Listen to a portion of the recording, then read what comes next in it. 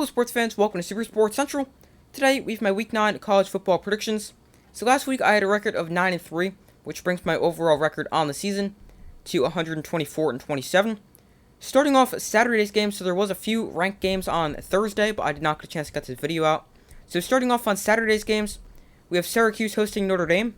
So Notre Dame is a very inconsistent team. They have a good defense, but the offense is very inconsistent.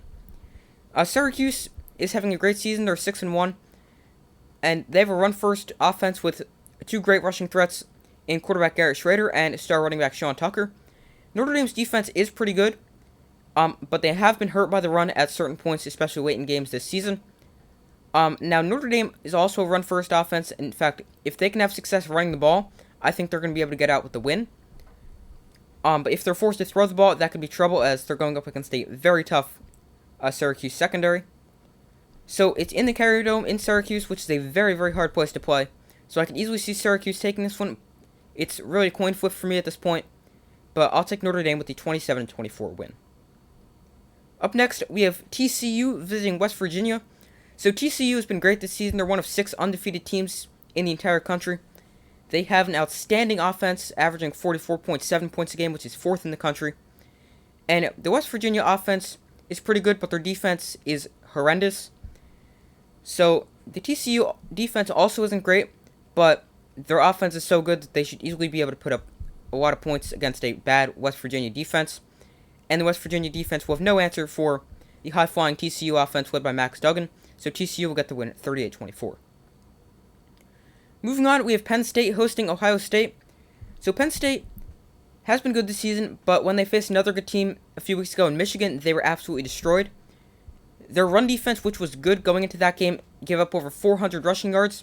And now their defense faces a insanely good offense led by C.J. Stroud and a great passing attack, but they can also run the ball with two good running backs, Mayan Williams and Travion Henderson. So it won't be easy for either team. I think it's going to be a very difficult time for the Penn State defense going against such a good offense. And Ohio State, it's not going to be easy going to Happy Valley. But I think Penn State could get the upset, but I don't see the conditions being right. It's their home, yes. I feel like it should be a night game for the upset, though. And this game is not being played at night. It's being played at noon. So I could still see Penn State with the win, but I have Ohio State coming out on top 44-26. Up next, we have Georgia hosting Florida. So Florida's a very inconsistent team. They could be good, but that's not always the case. Georgia has been great this season. They're undefeated, but they have had some close calls. And it could be another close game for Georgia, as it could be a trap game with Tennessee coming up next week. I think Florida could make this interesting, but I don't see them getting the win. Georgia will remain undefeated, winning by a score of 37-21. Moving on, we have Cal hosting Oregon. So Oregon's coming off a huge win over UCLA, and they're one of the hottest teams in the nation, riding a 6-game winning streak at the moment. And in those 6 games, they've scored 40-plus points in all those games. So Cal isn't that good. They've lost 3 straight games. Their defense is actually pretty good, but Oregon's just way too good, and they're going to easily beat Cal. They're not going to score over 40 points, I don't think, but I still think this will be an easy win for Oregon, as they're going to get the win here at 38-14. Up next, we have Wake Forest visiting Louisville. So Wake Forest has been really good. Their only loss is to Clemson in double overtime, and Louisville's been really inconsistent. They beat Pitt last week, but they have really not been that great this season. And if they're going to win this game, they're going to need to find a way to keep the Wake Forest offense in check to give their own offense, led by Malik Cunningham, a chance. But the problem with that scenario is the Louisville defense is not very good, and they're going up against a really good Wake Forest offense. So I just don't really see that scenario happening, and Wake Forest will come out on top with the win at 42-24. Up next, we have a big game in the Big 12, and that is Oklahoma State visiting Kansas State. So Kansas State is dealing with a huge injury to quarterback Adrian Martinez, and superstar running back Deuce Vaughn was also banged up, but he is good to go.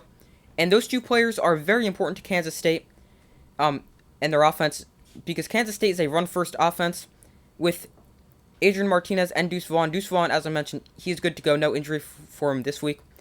But quarterback Adrian Martinez is a huge part of the rushing attack, as he's ran for 565 yards and 9 touchdowns. And Oklahoma State has trouble stopping the run. They have the 3rd worst run defense in the Big 12, giving up just under 150 yards a game on the ground. So Martinez is currently a game-time decision. And I'm going to have to go with Oklahoma State because Adrian Martinez will either not play or won't be 100%. But if Adrian Martinez was 100% healthy, I would definitely take Kansas State. I'm especially hosting Oklahoma State. I could still see the upset, but I'll take Oklahoma State 34-30. Up next, we have Illinois visiting Nebraska. So Illinois has been surprisingly good. They have an outstanding defense, actually the best scoring defense in the country. And they also have an elite run game with Chase Brown, who leads the country with a 1,059 rushing yards. Nebraska does not have a good run defense, so Chase Brown should run wild. And the Nebraska offense is about average, and they're going up against the best defense in the country. So I have Illinois winning this one 21-6. Moving on, we have UCF hosting Cincinnati. So Cincinnati is on a 6-game winning streak after their Week 1 loss to Arkansas. And UCF has been good, but they're coming off a bad loss to East Carolina where they lost 34-13. And UCF has a good rushing attack, but Cincinnati has a great run defense. And I'll take Cincinnati on the road getting the close win, but they do end up getting the win, extending their winning streak to 7 straight, as Cincinnati gets the road win 28-25. Up next, we have South Carolina hosting Missouri. So South Carolina is now ranked after a upset win over Texas A&M last week, but I mean Texas A&M is really not that good. Missouri is really not that good as well, and they've been in some close games, just ending up at the losing end. And I think that will be similar to how this one goes. It'll be sort of a close game, but South Carolina pulls away at the end. South Carolina wins this one 30-17. Moving on, we have USC visiting Arizona. So USC returns from a bye after their loss to Utah 2 weeks ago.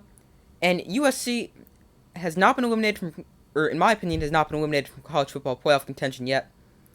But another loss definitely eliminates them. USC's offense was not the problem in the loss to Utah. It was their defense. They gave up over 40 points. Arizona is a decent team. They could score as they have a great quarterback-wide receiver duo with quarterback Jaden DeLora and wide receiver Jacob Cowling. So I think Arizona will be able to score, but they won't be able to keep up with the explosive USC offense. USC bounces back with the win, getting the win here 42-24. Up next, we have Tennessee hosting Kentucky. So like I said before when we were talking about Georgia against Florida, this could easily be a trap game for Tennessee with a trip to Georgia up next. And now Tennessee faces a good Kentucky team, so they really can't afford a bad game or a slow start, whatever you want to call it. And a loss for Tennessee is really not good here, because then they need to win out to get into the playoff. Kentucky does have a good defense, and they might be able to somewhat contain an elite Tennessee offense, but Tennessee averages 50 points a game, which is unreal. And even if they're able to slow them down offensively, I don't think Kentucky's offense will be able to keep up, as Tennessee gets the win here, 41-22. Up next, we have a rivalry game, and that is Michigan State visiting Michigan. So, Michigan State has not lived up to preseason expectations this season. They're only 3-4, and Michigan has an elite defense and run game led by Heisman contender Blake Corum. And Michigan State does not have a good defense in general, specifically a run defense. Their pass defense is also really bad. So, Michigan should have their way offensively. It's still a rivalry game, so anything can go. But I'll take Michigan getting the win here, getting revenge for last season, where that was their only regular season loss, and Michigan comes out on top with the win, 37-17. Up next, we have Ole Miss visiting Texas A&M. So Ole Miss is coming off a really bad loss to LSU, and Texas A&M has been really bad this season. They're 3-4, plus they're coming off a loss to South Carolina. And Ole Miss still has an elite rushing attack. One loss doesn't change that, and they should be able to run all over Texas A&M, and Ole Miss will bounce back, getting the win here in what I think should be a blowout, because I think Ole Miss will score 30+, and Texas A&M has a really bad offense. So Ole Miss gets the win here, 31-13. Moving on, we have Pitt visiting North Carolina. So Pitt had a pretty good start to the season, but now they've kind of slowed down and not been as good. North Carolina's offense is the best in the ACC, but the defense is a completely different story. They're actually the worst in the ACC. North Carolina's been good this season. They have a record of 6-1. Pitt isn't good defensively, and they're also not super good offensively. So if this game becomes a shootout, which I think it definitely could be, North Carolina's got the clear advantage here, and North Carolina will get the win here, 37-31. And our final game of the week, we have UCLA hosting Stanford. So UCLA is coming off a bad loss to Oregon in their first loss of the season.